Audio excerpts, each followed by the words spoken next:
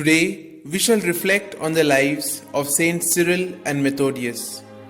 St. Cyril and St. Methodius were brothers who descended from a senatorial family in Thessalonica, Greece. Cyril was educated at the court of Constantinople together with the young emperor Michael. He was actually ordained to the secular priesthood, but later settled in a monastery on the Bosphorus. In the year 851, both he and his artist brother Methodius, who had held a political position before becoming a monk, retired together to a monastery in Bithynia. 7 years later, Cyril was chosen for a mission to the Khazars, who had requested a teacher from Constantinople. His brother Methodius was to accompany him after both had made themselves familiar with the Khazar language. They carried their mission and converted great numbers.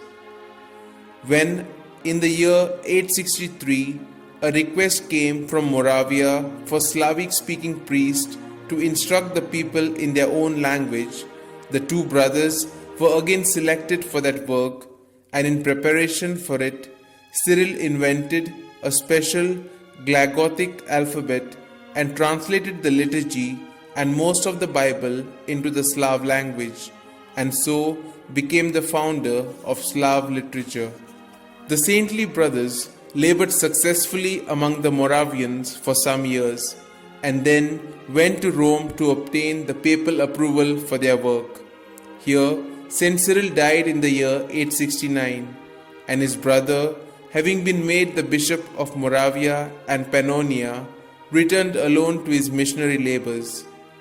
As German missionaries had, with small success, worked in the same region for some time, there now arose grave dissensions, and suspicion was cast on Methodius' preaching in the Slav language and on the orthodoxy of using Slavic in the liturgy.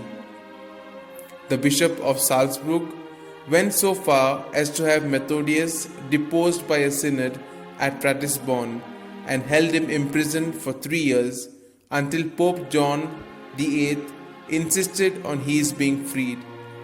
But the friction between the German and the Slav clergy continued, and Slavic was only very gradually replaced by Latin in the Mass. Methodius died in the year 885 in Vellebrod.